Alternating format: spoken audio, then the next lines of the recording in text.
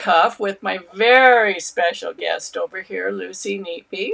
And we're going to get to spend the whole next period of time talking with her. I hope everybody's able to get on here and join us because this is going to be so fun. So let's see who we've got so far. Betsy Lancios, hello. Anne Maria France. Andrea Miller, hello. Sherry Cornick. Roxanne Gary, Judy. Elizabeth Nilsson, Fatima from Portugal. Renee. Sheila Orienter from Connecticut. Margit from Germany. Kelly, my cat from New Hampshire. Francoise from Lyon, France. Luann Hendricks from Missouri. Jackie Rickles. Carol Brasino from New York. Duke of Nico from Memphis. Sylvia from Cameron Park, California. Linnea McNair from Gig Harbor, Washington. Sumati. Champ Smith. Debbie Wood. Emilia Rodriguez. Patty Goy. Ruth Rockage. Sherry Artist Roseberry. Debbie Sharp. Diana Danko.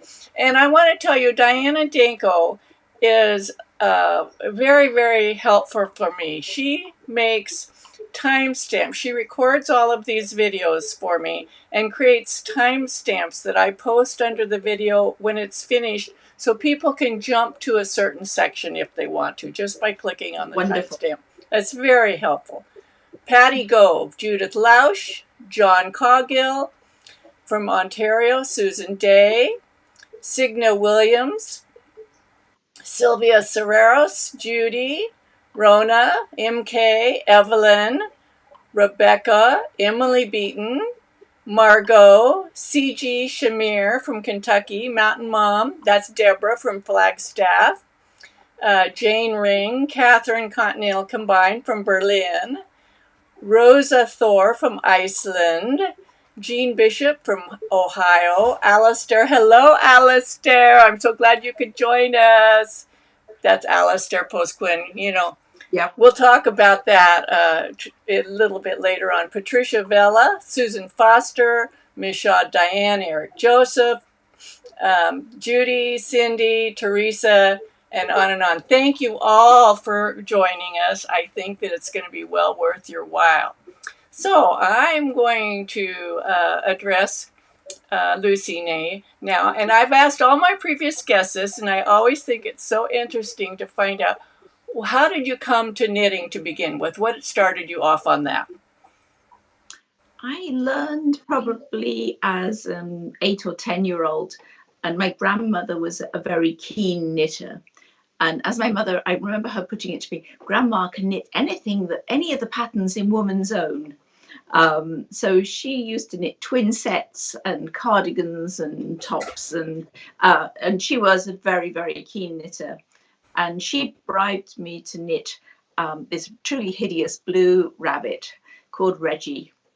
And it was all garter stitch, and it was acrylic wool on very tiny needles. And it was a real grudge match. I only knit the rabbit to get the money. If you finish this, it'll be, I think it was 50 pence. So that was a significant stake. So I knit this darned rabbit. And a couple of years ago, I was visiting my sister in England, and I found the Learn to Knit book that Reggie the Rabbit was in. And I opened the page, and it was like time travel. I was suddenly 8 or 9 again, and wrestling with this darn rabbit.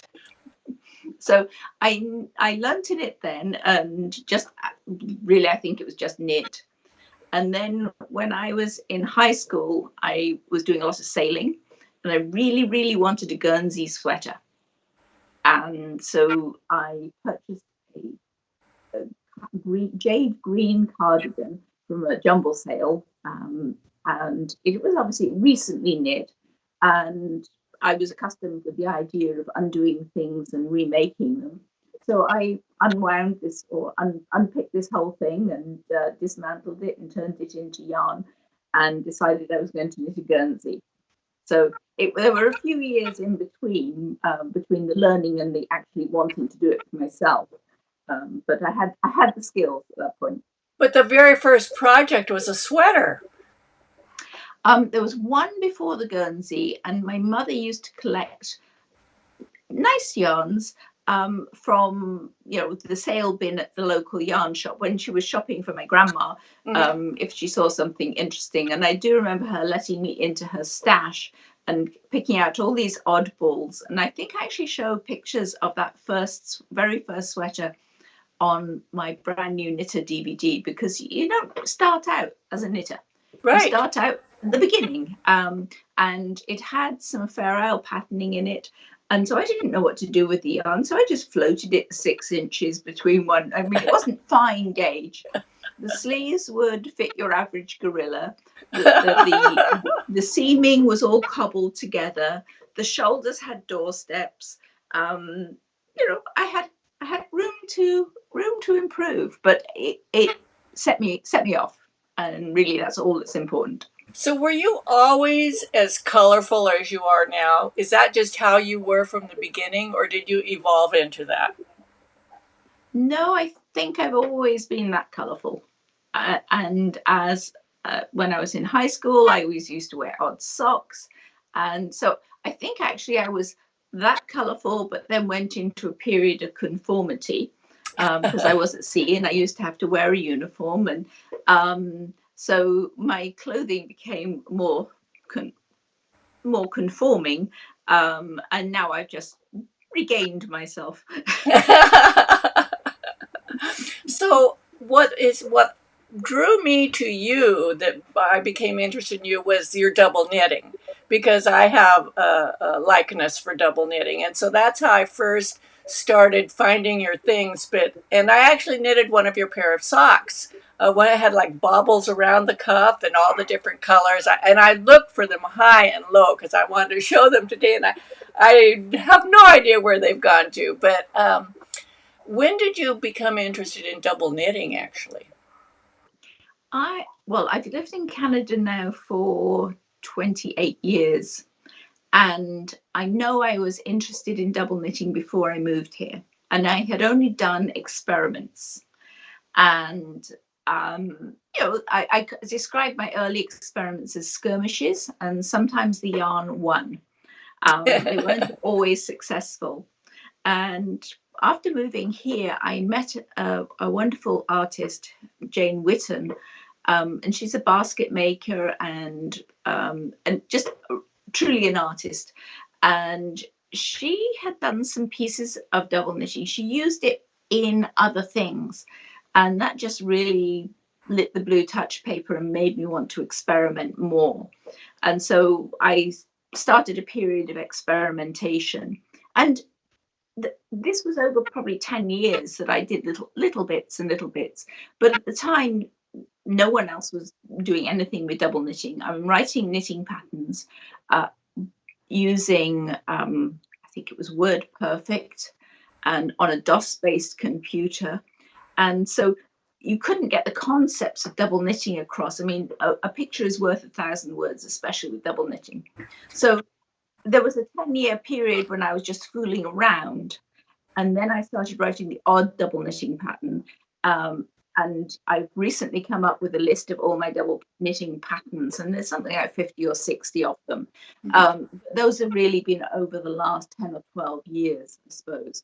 That having filmed the double knitting DVD, my own double knitting DVD, I felt I could now provide people with resource material that if they didn't fully understand because it's really hard to read a double knitting pattern. There's so many letters and words in it that if you understand in your brain, then you can interpret the directions. But there's several things to put together: the hands, the brain, the concept of what you're trying to achieve.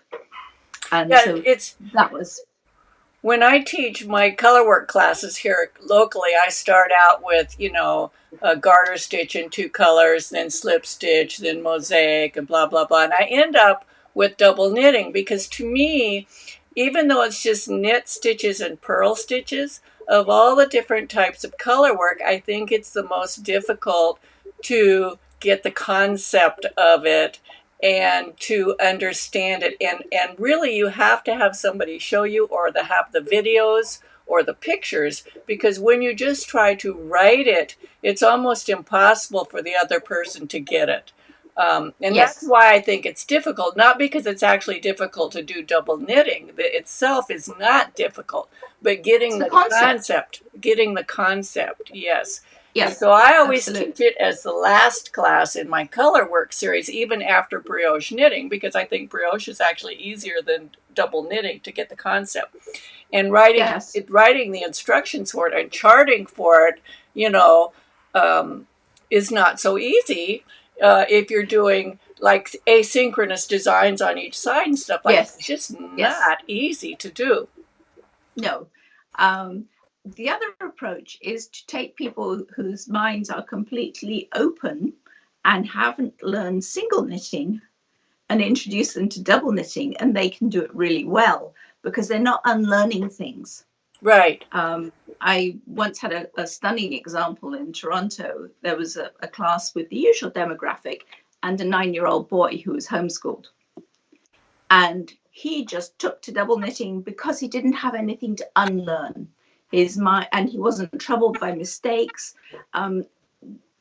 For seasoned knitters, learning double knitting is a bit like going back to being a beginner again, and we've forgotten what it's like to be a beginner. Mm-hmm. And so for an adult, it's very hard to go back to ground zero. Plus, you have to unlearn a lot of things, and unlearning is far harder than learning them in the first place. Exactly. So I think Also, I've kind of stalked you because you're just one of those people that I really love what you do. But I did take a class. I took an all-day class from you at Madrona one year when you were teaching there. And what I loved about the way you taught double knitting, and I was already doing double knitting, but I wanted to see how you teach double knitting, because it's not easy. And you started out by just doing plain, just casting on, an ordinary cast on, and then going into just plain double knitting with one color and then switching to two colors. And that was so much easier than trying to teach someone how to cast on for double knitting. yeah, no Because, point. yeah, if you, At that point, it's you want to get the concept. Not, I mean, there's years left for all the different cast-ons and all the different bind-offs, and I mean, anything in double knitting, there's 4 or 16 or 32 times more options than there are in single knitting. So exactly. don't bog down at the beginning. And for all those people who think that longtail cast on is the only cast on, to get them out of that mindset to try to teach them a double knitting cast on, then you've defeated the whole class right there because they can't get past the You, cast on. yeah, you can lose an entire class by not being able to get started. Yes, And exactly. very Exactly. often in my patterns, I will give options for cast-ons. Super easy cast-on, little more sophisticated, connoisseur's option. And you take your pick. There's no point, you're not going to get anywhere if you don't get started. Right. And there's so many ways of starting. Now, do you have one of your blankets there to show us? The round ones, I one of the round ones? just, they're sort of octagonal, really, but round is good enough. I have 2 here with me. This is the latest one of the needles. This is the night and day blanket. So this is side A, and this one is in Knit Circus yarns. They do 150-gram balls. Wow. Of so beautiful. long gradation yarn, and it is just so ideally suited for a big project like this. Right. Now, what weight of yarn is that in? This is fingering. Right. And you sell kits for that, right? I've teamed up with Knit Circus, Uh-huh. and they are actually kitting it and giving designer royalties, which is greatly appreciate. So they do all the yarn for it. They do all the yarn. They do a yarn pack, and then I'm also working on right now. This is a little. Hang on. Excuse me a second. This is a little neck warming cowl. Let me get rid of that one. Yes, it's cold in Nova Scotia, but not that cold today. Oh, So this that's is so night beautiful. and day cowl for people who don't really want to embark on the entire blanket. Right. So this is two 50-gram balls of their gradation yarn, which has much shorter dye lengths, because if you use the long gradation yarn, it'd still be in the same color. Right. So you've got to choose your dye length according to the size of the project. That And is this beautiful. one, And that's in the fingering thank weight you. yarn as well, right? This is the same yarn as the blanket, but a much smaller version of it. And oops, there's the other side. I And I'm love just that. putting the finishing touches to the pattern of that one. But I'm not happy with the edge at the moment, in the fact that I want to add, hang on a second, it needs a little detail or something on the edge. And I've lost my little swatch, it's buried. However, I've developed it. Oh, here it is. This is just has a little, it's not a picot, it's a little bump in the bind off. So I'm going to add that, and I think that will just, at every 1/8 of the round, give it that little. And so since I've already bound this one off, I can undo it, but I'm going to actually do them afterwards and sew them on. Right. Oh, exactly. I love that. So is that going to be a kit too, also? Yes. Yeah. And that one will be a much smaller investment. And if you really like that, then you could go on and do the blanket. But I don't want to get people in out of their depth. But I do have quite a dedicated band of blanket knitters who have knit quite a few now. So if people go, and I can't help myself knitting blankets. So if people go to LucyNeatby.com, they can find all these things, right? Yes, I think we have a link on the, yes, my website is LucyNeatby.com, and all the patterns are there. And a lot of the newer patterns, the last 2 to 3 years, they also have quite a few video links included. So they're a teaching exercise as much as a knitting pattern. To me, teaching is probably that's, you know, if you're sat in a park bench long enough, I'll come along and teach you to knit. Exactly. So what I subscribe to your YouTube channel. And so everyone, there's no rhyme or reason to when you release them. It's whenever you're working on the project, which is how I do it also. And I just love that because I'll get a little notification. Lucy's got a new video up, and I'll look at it. So you've been working on this glove recently, right? Yes, indeed. These are your most recent videos. Yes, I did a whole series. Usually I wait till something's finished in order, and then I knit samples and bits and swatches to explain about it. But I decided with this one, I would actually film it as I went. The whole process from right from the get-go, because there is, you know, I don't know how it's going to go when I start. I begin somewhere and I hope for the best. And so there are 1 or 2 things that are between the pattern and the final, or between the initial knitting and the final knitting. There are some slight adjustments to improve it. So I only ever wind up the prototypes. The next generation is the better version. Right. But these I called them the adventure mittens because it was just an adventure filming them and sharing them when I didn't really know how it was going to go. I love that. I followed the whole process. It was so fun because, like, when you were doing the thumb, you had to make some decisions, you know, how you were going to make the double knitting come together and the increases and follow the lines. It was so fun. Now you're getting some sun on you. Maybe if you move to your left just a little bit. Right. Yes. Well, the sun is low right now, and I can adjust you so I can keep moving around. So it's like a sundial. Excellent. So the mitten is double knit, right? Yes. So I've got another pair of mittens, well, 2 pairs of mittens already in fingering weight yarn, but I felt it was a bit intimidating to say, you know, cast on 280 stitches for a mitten. So these are done in a sport weight yarn, and this is yarn Blueface Leicester that I have handmaiden in Halifax. She has custom dyed for me about 28 different colors now. Mm-hmm. And so we're able to kit these. Excuse me a second. I love that. It's like Diana Danko. She states here, she says, LOL, Lucy is a fearless knitter. She starts knitting without knowing where it might turn out. I never do. Case in point, I don't know where this one's going yet, but this is really to do with our current situation and not traveling. I'm using balls of yarn that I think I got that I was in Texas, and this one came from somewhere in New Zealand, Wellington in New Zealand. So this is my sort of yarn tourism. This one I got in San Francisco.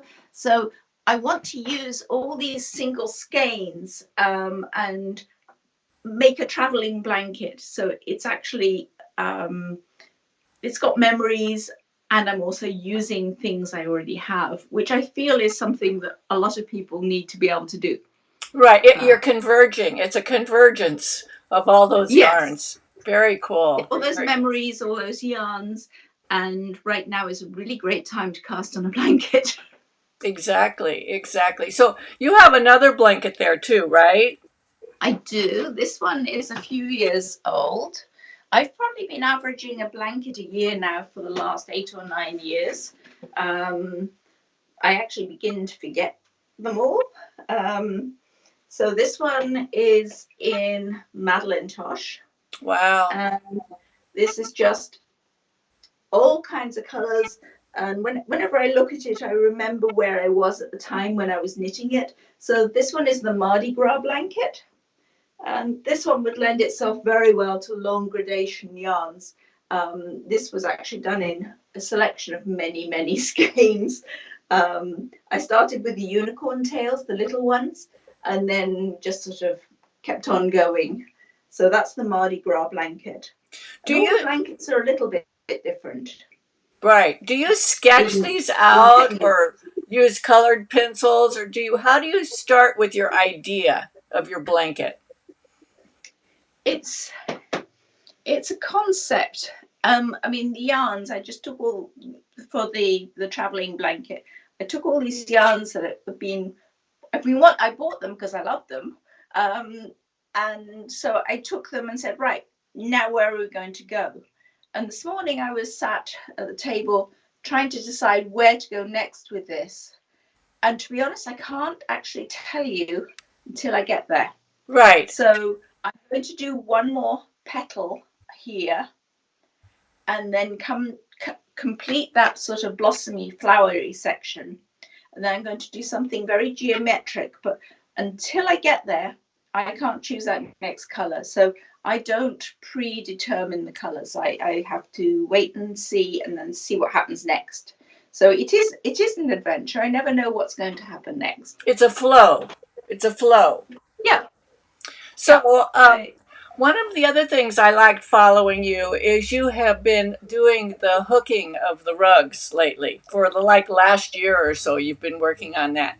And before we went live, we were talking a little bit about that, and you were talking about the community where you live there and starting to revive that process. Can you talk about that again a little bit? A friend of mine is a very dedicated rug hooker, and she does the most amazing rugs, and she got to me. I've always wanted to hook ever since I came to Canada, and I've had some experiments, and quite a few of them were not successful. But it was a case of not the right materials, not the right time, not the right equipment. And so she very thoughtfully lent me all her nice equipment and some colors and things, and off I went. So this was one of my early rugs. This one was inspired by a crab carving from Oaxaca in Mexico, and that I purchased when I was teaching for Woolcott many, many years ago. So it's come to life as a hooked rug. And we recently, well, last year, received a small government grant to cultivate and reinvigorate rug hooking on Tancook Island. Ladies on Tancook have hooked rugs for time immemorial. I have several traditional hooked rugs here. And so, but people weren't getting back into rug hooking because they need a frame and they need a hook and they need some wool fabric. So we kind of started kick that off last year, and we've actually got quite a nice group of rug hookers, except we can't meet at the moment, so we're going to have to work on our Zoom meetings. Yes. But I've been amazed and delighted how many people have come together and have been meeting and getting together over rug hooking. So rug hooking is a subsidiary thing, and I'm lucky enough to have an outbuilding where I now have an old stove and a dye bench. I frequently dye out there with friends until lately. I love the whole area that you have there, all the color, all your different things going on. I remember watching you painting the styles of your stairs, you know, going Right. Yeah, up. that was this time last year. I was finishing the risers. And I'm looking around the lawn at the moment and seeing the robins coming back and thinking, oh, yes, this time last year I was frantically trying to paint robins on the stair risers. I've spent all day today painting the old dresser that is now the bathroom cupboard. I can see, I saw a picture early on in the whole pandemic situation of a lady with a beige house. And then the next picture was it all covered in crocheted granny squares in multicolours. By the time this is over, this house, well, it's fairly bright to begin with, but it's going to be even brighter. Yes, yes. So is this where you hold your retreats? Yes, it is. Yes. Tancook Island is off the Atlantic coast of Nova Scotia. It's about an hour south west of Halifax. And this island is only, well, it's about 2 miles by 4 miles in total area, shaped like a croissant. And it's only served by a foot ferry, so you can only get here as a foot passenger on the ferry. So the whole thing with the Tancook camp is that we meet in Chester and we go over on the ferry, and you then go back in time about 50 years. And we don't have metalled roads or anything like that. So there's about 120 full-time residents. And I rent houses for the knitters, and we have 4 knitters per house, and they walk to the community centre to have classes in the morning. And then afternoons are free, but there's all kinds of things to do on the island, like bird watching or simply sitting and watching the waves. And so it's a very, it's more than just the knitting. We go to a different community or a different friend or dinner host each night for dinner. Mm-hmm. So each night is a very different feeling. And of course, this is a home of lobster fishing, so there is always a feed of lobster, hopefully. Wow. That sounds so fun. Oh my goodness. So have you always done your crafts as your vocation, or have you done other things? Yes, I mean, I like to make things all the time. Mm-hmm. And that's what I'm sort of doing right now, because I'm not traveling. I need to make things. I need to see something growing. Plus, I love having fun with color. Mm-hmm. And so the knitting has been wonderful because it's always been portable, because I've traveled around now for the last, probably since about 1995, doing classes and teaching. Mm-hmm. And you know, now hopefully narrowboating one day. One day in the future, I'll be able to do that again. But yes, I like to have all my toys with me. I'm okay as long as I've got all my toys. So what else do you have there to show us? I know you have some other items. Well, let me see. This is something I've been entertaining myself with because I also got into quilting shortly after I moved out here because I only had second-hand furniture that was really ugly and mostly brown.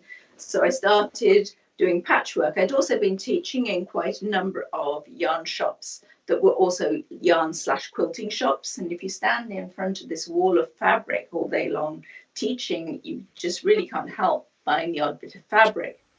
So I needed some new curtains, and so these are all pretty much all made from scraps. I really like using up scrap fabric. A lot of it's scrap fabric from other quilts, some orphan squares that never made it into other quilts. And so these are going to be a pair of curtains, and I just need to get some batting. I'll do thin cotton batting and make them into a pair of curtains, which I will hang just like a regular pair of curtains. So will the pair match? Not really. They're slightly different sizes, but who cares? So that is number one. And here is number two. So they're sort of similar, but not really. There's a theme. You can tell they're meant to go together, but they are definitely not the same. So this is number two. Beautiful, beautiful. And I've also in the past been making cushion covers using quilts. So I make a mini quilt that's about 24 inches, and I can go as crazy and as detailed as I want. And then make it into a cushion cover. And I always like to find different ways to do the edgings. And it's a giftable size project. Mm-hmm. I mean, a full size bed quilt, that's way too big to, it'll take you a year to get it all together. You're so funny. That cracks me up. A year on a quilt, but you'll spend a year doing a double knitted blanket. The double knit blankets usually span about 6 months, but yes, I mean, yeah. The quilting always comes second or third. I mean, I've been running around so much lately that I hadn't really sewn anything effectively for a couple of years because with having been away on the canal and just really busy. I mean, there are still not enough hours in a day for me. So when you first decided to start a blanket, you probably had no idea how big it was going to be. No, and that's the advantage of starting at the middle. Right. Going to you. So that's what swamped in blanket you can't see out from under it, or you run out of yarn. Right. So that makes it logical that you would start from the center and work out, because if you were going to make it rectangular or square, you'd have to have an idea of how big it was going to be before you started. Yes, and so this was my very first blanket. This is the Cape Spear, and I did this back when I was working with Shelridge Farm. Wow. This was inspired by Chihuli's collection of Pendleton woven blankets, and this is very early in my double knitting life, and it felt like a major undertaking. I mean, I look at that now and think, walk in the park. Right. The worst thing about that is casting on. Mm-hmm. And at the time I was being slightly purist and suggesting you use the tubular cast on, but you don't really need to. I mean, you could do a long tail cast on. Right. And so, but it's funny, people really want rectangular blankets, but frankly, who uses the corners anyway? Right. And I just love the comforting feeling about having a blanket on the needles. I always go through a fallow period after I finish a blanket. It's almost like finishing a really good book. You don't know what to read next. So after I finish a blanket, there's this period of unsettledness, and until you settle on it. So this is only just sort of really kicking off, and that's probably been finished since about February. Plus there's the whole, I did a craft cruise for Craft Cruises in February into March. So I was actually on a cruise ship until the 12th of March. Right at the beginning of all So, of this. Yes. right, yes, I was incredibly fortunate. It didn't impact our trip in any way, and we all got home safely and before the craziness of everyone Right. being forced to head for home. Right. Um, So if so people want to interact with you, you have your website. You also have YouTube videos. You have a lot of YouTube videos. I have a lot of YouTube videos. I love doing those because it's teaching, Right. and they're very random. And quite often it's in response to somebody asking me a question, or it might be something I'm working on currently. So it's very random. And now that I have better internet, I should be able to keep up the supply now. And then you have your DVDs, right? Yes, about probably 10, 12 years ago, I started filming my own DVDs. I'd been teaching since 1995 or so. And the things that I filmed in the DVDs were the questions I was always asked in class. And sometimes I'm quite puzzled and surprised by what I discover people don't know. And so that was very much formed the material for the DVDs. So I filmed them over a course of about 4 years. Every January I had this film crew and a sound man and a producer. And they didn't know they were going to spend, I think it was 32 days closeted in my basement over those 4 years. And it resulted in a series of 16 DVDs, which are still for the meantime available in plastic versions. But since the problem we currently have, I've made my Learn to Knit DVD available for $1, and a virtual DVD. And I have a wonderful web mistress who's in her early 70s, took up getting into computers to help me. She's now studied computer science at university for years. And she has made them streamable and downloadable. So the rest of all the other 15 titles are now available at half price on my website. So they're now $10 a title Canadian, so that's only small dollars. And you can buy them on my web. The only place you can buy them is on my website. And they are worth they're worth their weight in gold. They really are. Your teaching is the best teaching I've ever seen for those things. You're so patient and calm, and the photography, the angles that you get. I love those videos. They're really, really good. Thank you. I was very lucky. I fell into the hands of the right people. I was about a day away from getting involved with a couple of art college lads, which probably would have been fine, but they wouldn't have been there 4 years in a row. So I had a great cameraman, and the camera is right by my ear, because if you turn around to me and ask me a question, I wouldn't have you sit opposite me. I'd have you sit next to me. So that's in my mind, that you're sat next to me and you've asked me to show you how to do something. Right. So they are the fruit of many, many, many, many, many years of teaching.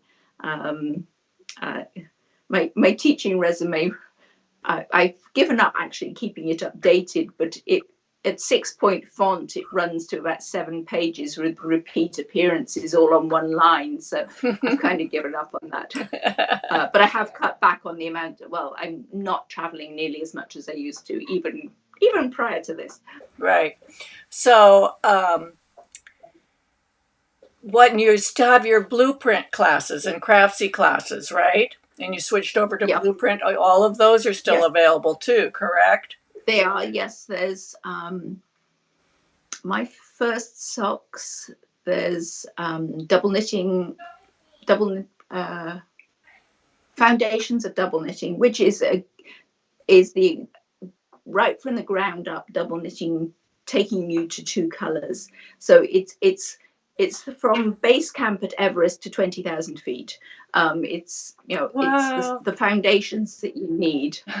Another particular favorite of mine is called Fearless Knitting, which is labeled beginner, but it's for beginners, but it's also really aimed. It's actually multi level, because I'm such a huge fan of grafting and understanding your stitches. And once you can talk to your stitches they will behave and do anything you ask them. And so it's not really about knitting, it's about stitches. It's And about I the think engineering. It's about engineering knitting. It's how the yes, and understanding what you're creating. exactly. And then you can take complete command of it. And that, to my mind, was the tipping point for me when I stopped doing what I was told and began doing things because I could understand what was going on. Exactly. And there's that sort of cut-off point. Exactly. In my realm, I teach tutorials on knitting sweaters, but it's from ground up. It's from your measurements and a swatch. Yeah. You know, and understanding shaping and stuff. It's not from a pattern. I don't write patterns. No. I write how do you construct a garment that fits you? Yes. You know. Yes. And so I love the engineering of knitting. That's where I am on it too. And I think that's probably why I love double knitting so much, because you have to be able to, because you just have to be able to understand what the stitches are doing. You know. Yes. And I think that engineering aspect, I mean, is interesting because, you know, the up to sort of people who are currently really prominent in double knitting are both guys. And guys, I think, definitely have more of an engineering bent, possibly, than in general. I mean, I'm total generalization and I hate to make it, but, you know, people's brains work in different ways. So it's definitely about the mechanics of it. And that totally appeals to me. And just, it's interesting, I am the mother of two engineers. I'm the wife of one, the daughter of one. It's, you know, I think there's a fair amount of that way of thinking in my brain. Exactly. So speaking of the other double knitters and being guys, I have already interviewed Alasdair and Nathan Taylor. And I would like to do a three-way interview with the three of you all at the same time. I think that would be so fun. If we can make that happen. Yeah. Yes, we'll have to figure out a date when all three of you are available at the same time. And just because you all three come to it from different angles, you know, yep. and have different ideas and different ways of doing things, and it's all complementary. It's very, and very good. I greatly admire the work, you know, other people. And we should also not overlook Malou Baber. Oh, yes, yes. And Beverly, Royce, and some of the early pioneers who didn't have the benefit of the, you know, videos. And so here, this is what she's talking about. One book here. This is Mary Lou Baber, Double Knitting, Reversible Double Knitting. So that's one of the resources for double knitting. Another one, I'm going to stand up here. Another other one she mentioned is Beverly Royce, and it's this one here. And I mean, Beverly Royce's book is amazing. Yes. So hard to read, because it's to turn text into knitting. You read from right to left and down the page. You knit from the other way around, from the bottom to the top, and from you read from left to right. You knit from right to left. Exactly. And so it's trying to read written directions and do your knitting and not take your eyes off your knitting and not lose your focus in either. I advocate, if people are working on something challenging and they want from the written word, that they make an audio knitting pattern. So they read it to their cell phone at knitting speed. So they don't need to take their eyes off their stitches. They can listen to the words until such a point where they understand what's going on and don't read the words anymore. Right. But the idea of making an audio pattern, to my mind, makes so much sense, because unfortunately text is not the ideal way to impart this information. Right. So have we missed anything that you had out to share? Well, you did ask for mistakes. Yes, yes. And I maintain you learn everything you learn from making mistakes. You can get something right first time, and it doesn't necessarily mean you're doing it because you understand it. It means it just happened to go right. And I actually welcome mistakes happening in class, because you learn more from them, and you learn more from trying to fix them than you do from just ripping out.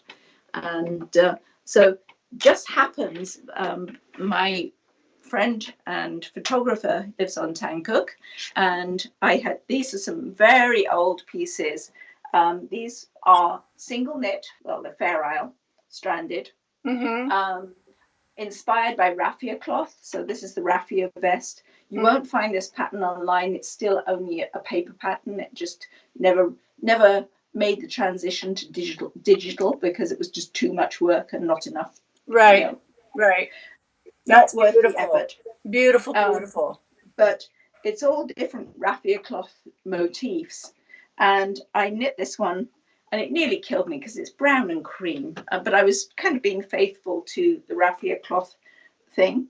And I took it to England with me to visit my mum many years ago. And she liked it so much, and it fit her so well, that I gave it to her. I mean, what else do you do? Right. Look at that. It's gorgeous. So I came back and thought, wow, I really need to knit a sample garment for myself.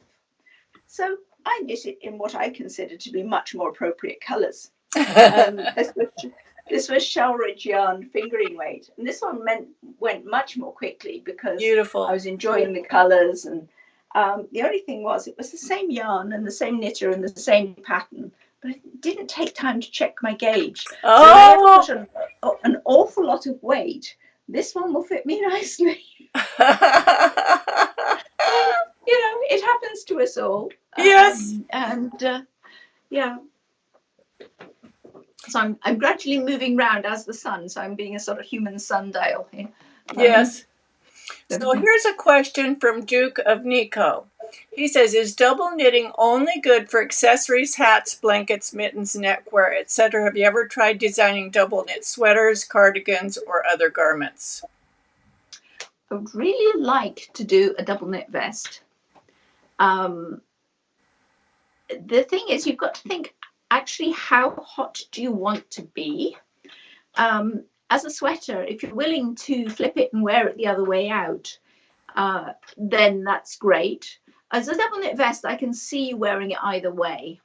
And it's something that's definitely on my hit list.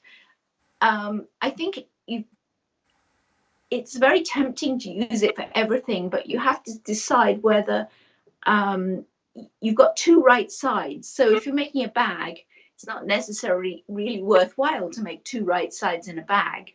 It makes beautiful straps.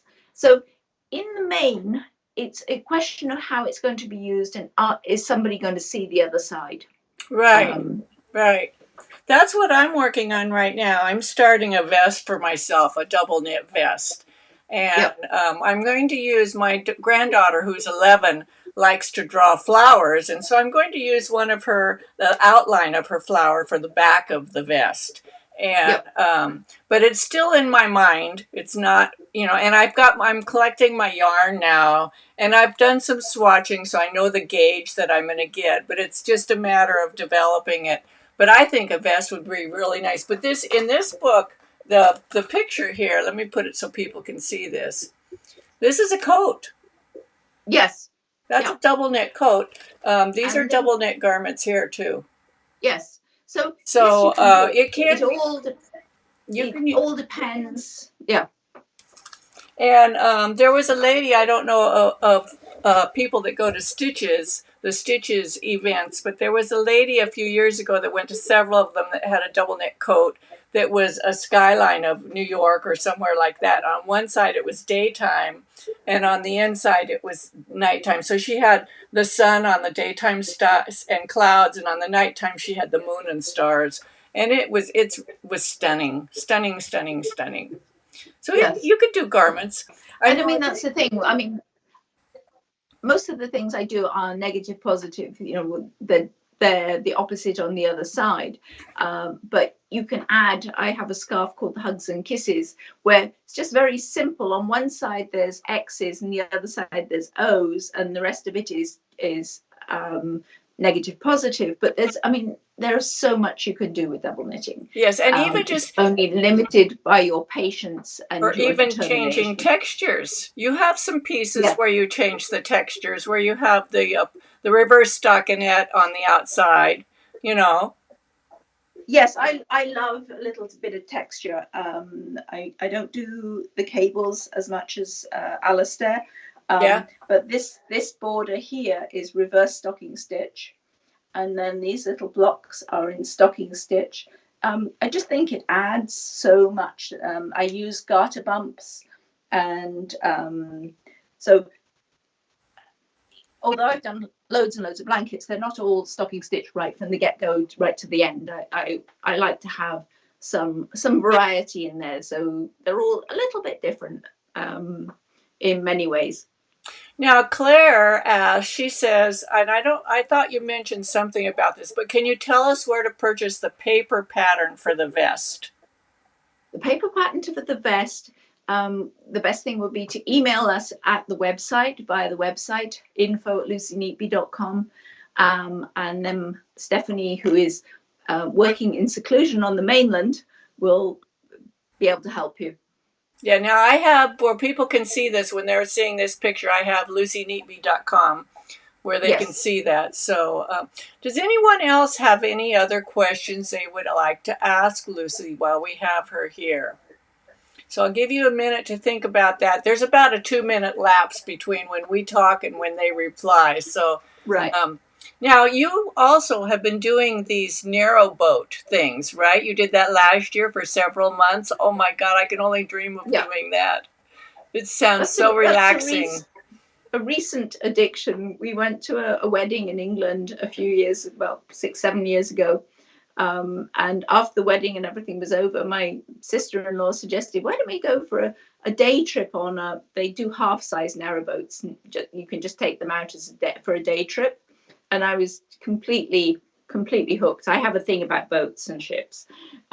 So I loved being able to float through English countryside, be eye to eye with a cow 1 minute, then go through a village the next minute. And it's a fascinating way to see the UK.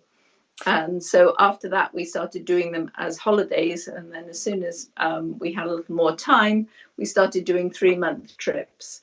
Wow. And so I'm deeply frustrated at the moment that I'm not on my way to the Birmingham Canal network, which we were supposed to be meeting up with a group of boats in Birmingham, because there's more canals in Birmingham than there are in Venice. And that was the industrial heartland. So we were going to explore Birmingham with a group of boats. There's a couple more questions here. This is from Amber Shiwi. She said, how do you decide which hair color you're going to use next? Well, generally, it all depends. And it's a bit like the knitting. It's a spur of the moment decision when it comes right down to it.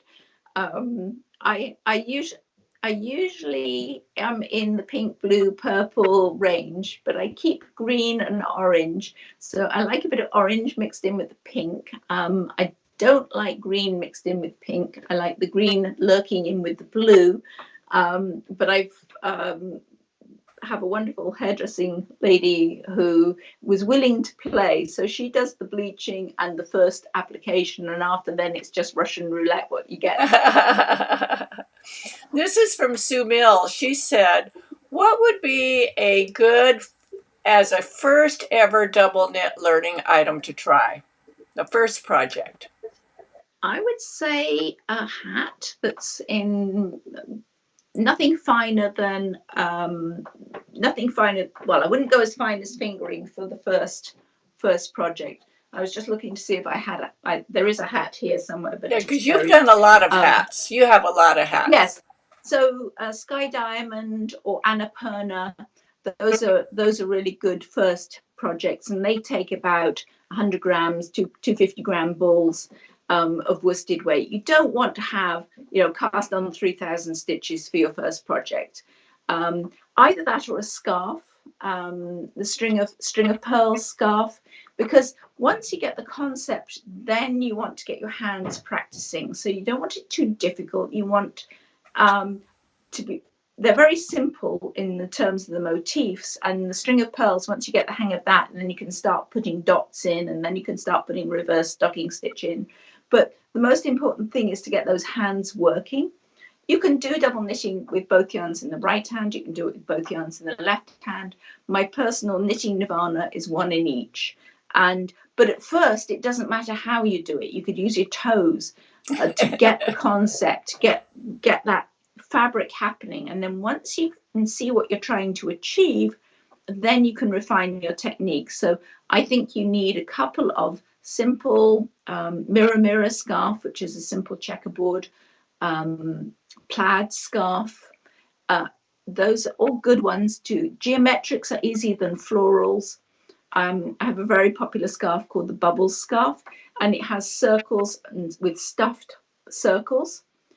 And that's just a little trickier than doing squares. So, do squares or rectangles to begin with, then move on to things that are a little more complicated. It's better to start slowly and ramp up than to bite off more than you can chew and get disheartened. Exactly, and burn out on it. Yeah. So this one's good. This is from Linnea McNair. She says, sure wish there was a way to do a narrow boat camp. We've been thinking about that. Linnea is a past Tancook camper. And she and I are plotting to do something on the canal sometime. But you really can't get very many people on a boat. So. No, it would have to be like a line of them, several boats following each other. And then when you'd stop somewhere, you can get out and communicate with each other, and mix and match. That would be fun. Yeah. Almost kind of like a trailers, It would be fun. Absolutely. I wish I could think of a way to do it. I know. I think doing anything with you would be fun. I don't think it has to be on a boat. So I'm going to wrap this up now. I want to thank you very, very, very much for being my interviewee today. I'm sure everybody really enjoyed this. And I look forward to communicating with you some more about getting together with Nathan and Alasdair and doing a threesome interview. I think that would be very, very fun. We will certainly discuss it. Yep. Yes, and, yes. Thank you so much for inviting me. Great to meet your folks. And I wish everyone good health and get that knitting out. Yes. So I'm going to let you go, and I hope you have a good day. Take care, and happy knitting, everyone. Bye.